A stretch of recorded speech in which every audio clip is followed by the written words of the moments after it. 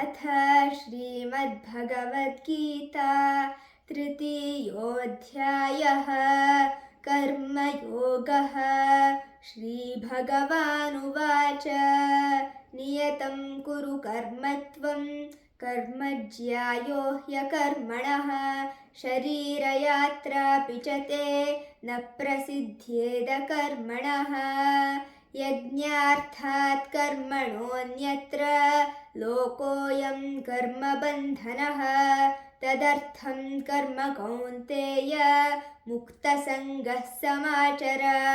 सह यज्ञाः प्रजा सृष्ट्वा पुरोवाच प्रजापतिः अनेन प्रसविष्यध्वम् एष वोस्त्विष्टकामधुक् देवान् भावयतानेन ते देवा भावयन्तु वः परस्परं भावयन्तः श्रेयः परमवाप्स्यथ इष्टान् भोगान् हि वो देव दास्यन्ते यज्ञभाविताः तैर्दत्तानप्रदायैभ्यो यो भुङ्क्तेस्तेन एव सः यज्ञशिष्टाशिनः सन्तो मुच्यन्ते सर्वकिल्बिषैः भुञ्जते ते त्वघं पाप ये पचन्त्यात्मकारणात् अन्नाद्भवन्ति भूतानि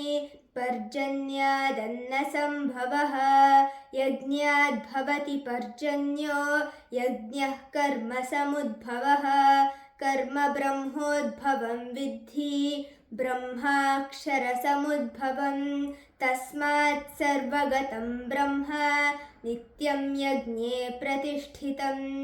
ॐ तत्सदिति श्रीमद्भगवद्गीतासु उपनिषत्सु ब्रह्मविद्यायां योगशास्त्रे श्रीकृष्णार्जुनसंवादे कर्मयोगो नाम तृतीयोऽध्यायः।